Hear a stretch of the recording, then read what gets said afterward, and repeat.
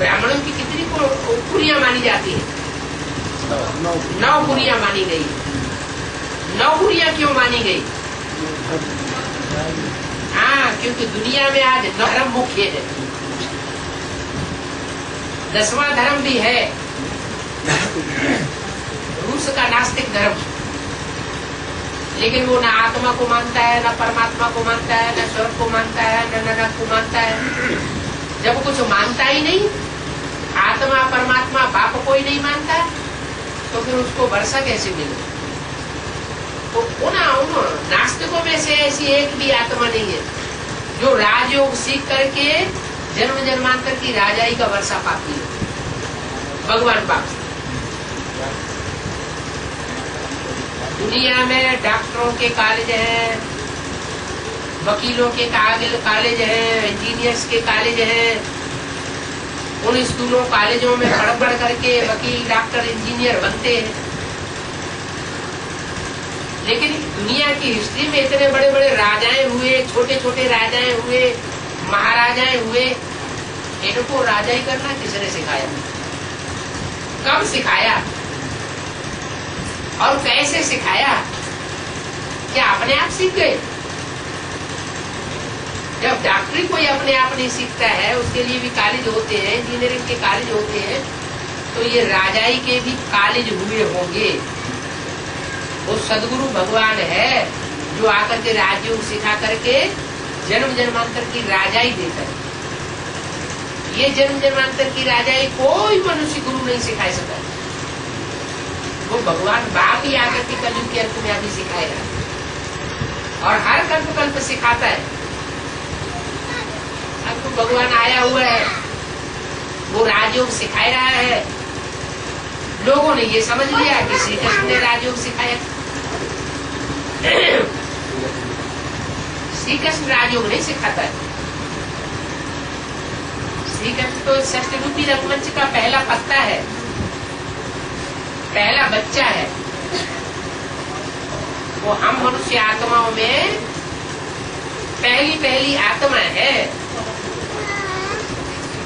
लेकिन उस षष्ठ रूपी रंगमंच पर पहली आत्मा को जन्म देने वाला कोई बाप भी तो होगा। वो बाप कौन? वो बाप है राम बाप। राम वाली सोल वो जन्म जन्मांतर जन्मण के चक्र में आते आते कलयुग के अंत में शंकर के नाम रूप से संसार में विख्यात होती है। इसलिए शास्त्रों में लिखा हुआ है, और एक गुप्त मत सबे कहो कर जोर, शंकर भगत बिना नर भगत के पावे मोर। माना शंकर की भक्ति जब तक नहीं करेंगे तब तक भगवान को कोई पा नहीं सकता। क्यों? क्योंकि वो निराकार निरंजन शंकर में प्रवेश करके संसार में प्रत्यक्ष होते हैं। वो बड़े से बड़ा देवता कहा जाता है। कृष्ण को बड़ा देवता नहीं कहा गया, शंकर को बड़ा देवता कहा जाता है। विष्णु को बड़ा देवता नहीं कहा जाता, शंकर को कहा जाता है। 33 करोड़ देवताओं में 3 देवता बहुत बड़े माने जाते हैं, ब्रह्मा, विष्णु और शंकर। ब्रह्मा देवता, विष्णु देवता और देवदेव महादेव क्यों कहा गया? क्योंकि वो ऐसा कार्य करके जाता है जो कार्य दूसरे देवताओं के द्वारा परमात्मा नहीं करता। कौन सा कार्य? दूसरे धर्म के टाइम आकर के अपनी धर्म की स्थापना करते हैं, एक नया धर्म चालू कर देते, नया धर्मखंड स्थापन हो जाता है। लेकिन पुराने पल का विनाश कोई नहीं करता। सब डरते हैं, पुराने मुल्ला मौलवी पंडित, इनसे टक्कर कौन ले। एक भगवान शिव ही इस शक्ति पर आकर के शंकर के स्वरूप को चुनता है, जिसमें प्रवेश करके वो शिव शंकर एक कहा जाता है। नहीं तो शिव का अर्थ है कल्याणकारी और शंकर का अर्थ है संहारकारी। कहाँ दुनिया का संहार करने वाला और कहाँ दुनिया का कल्याण करने वाला, ये 2 नाम मिला करके एक क्यों कर दिए? क्योंकि एक ही शरीर में दोनों आत्मा प्रवेश करते। एक शरीरधारी का नाम पड़ता है शंकर, और उसमें जो तीसरे नेत्र के रूप में जो आत्मा दिखाई जाती है उसका नाम है शिव नेत्र। वो शिव भगवान प्रवेश करता है, शिव भगवान भी प्रवेश करता है, और फिर मस्तक में चंद्रमा भी दिखाया जाता है। वो चंद्रमा किसकी यादगार है? वो कृष्ण चंद्र वाली आत्मा की यादगार है। जो चंद्र 16 कला संपूर्ण भी कभी बनता है। सतयुग के आदि में वो चंद्र 16 कला संपूर्ण था। कलयुग के अंत में आकर के वो दूध का चांद जाकर के बचता, अधूरा चंद्र। वही दादा लेखराज की सोल जो शरीर छोड़ करके फिर शंकर में प्रवेश करती। तो एक चोले में 3 आत्माएं काम करती है। एक चोलाधारी की आत्मा, राम वाली आत्मा कहो, शंकर कहो। शंकर माने मिक्स कहते ना, शंकर मक्का, शंकर कपास, वर्ण शंकर। क्या तुलसीदास जी ने लिखा है ना, भय वर्ण शंकर सब है।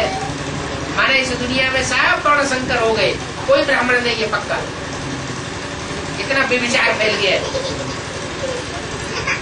माना एक ही शरीर में 3 प्रकार की आत्माएं कार्य करती है, मिक्स होकर के, उसको कहा जाता है शंकर। वास्तव में है वो राम का चूड़ा। तो सृष्टि के आदि में राम था, वही कलयुग के अंत में आकर के शंकर के नाम से प्रख्यात। ब्रह्मा कुमारियों के बीच में से कोई ब्राह्मण बच्चा निकलता है, ब्राह्मणों को जनेऊ दिखाया जाता है ना, तो शंकर भी उनको भी जनेऊ दिखाते हैं। क्या यज्ञों पे भी दिखाते हैं ना, तो जरूर ब्राह्मण ही होगा ना। कोई ब्राह्मण बच्चा है, वो भी ब्रह्मा का बच्चा था, लेकिन उन ब्रह्मा के बच्चों में से जो बड़ा ज्ञानी बच्चा बनता है उसका नाम शंकर रख दिया। ब्रह्मा की सबसे बड़ी औलाद भी है, उसका नाम शास्त्रों में क्या बताया गया? सनत कुमार, सनत सनातन सनंदन सनत कुमार। उनमें सबसे ज्यादा ज्ञानी थे सनत कुमार। ज्ञान के हिसाब से जिसमें ज्यादा ज्ञान होता है वही बड़ा माना जाता है। तो वो सनत कुमार जो ब्राह्मण बच्चा हुआ, वही अपनी 5-7 वर्ष की अवस्था में शंकर के नाम रूप से संसार में योगीश्वर के रूप में प्रत्यक्ष होता है। योगीश्वर, योगीश्वर माने योगियों का ईश्वर। तो वो योगियों का ईश्वर परमात्मा शिव उसमें प्रवेश करके वो राजयोग ऐसा सीखता है और सिखाने का निमित्त बनता है कि वो शंकर के नाम रूपधारी व्यक्तित्व जो है वो संसार में जितने भी धर्म के नाम पर अधर्म फैले हुए हैं उन सब का खंडन कर दिया। धर्म संस्थापनार्थाय विनाशाय च दुष्कृताम्। जितने अधर्म फैले हुए हैं उनका नाश करता है और सुंदर कार्य करने वालों का इस दुनिया में स्थापना करता है।